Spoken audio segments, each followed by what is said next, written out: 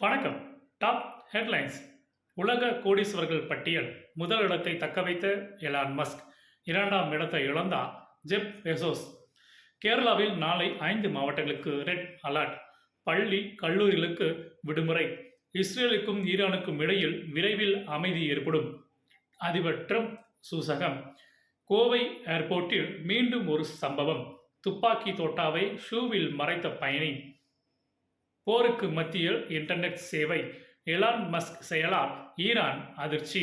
Cyprus சென்றார் பிரதமர் மோடி. விமான நிலையம் வந்து வரவேற்றார் அதிபர்.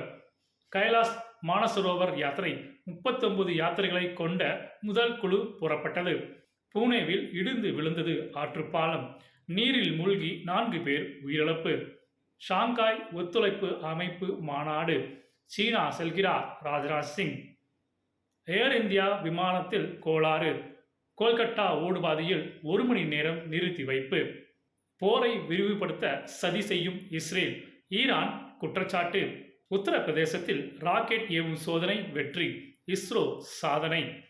கல்லணை திறந்து வைத்தார் முதல்வர் மு.க. ஸ்டாலின். நன்றி.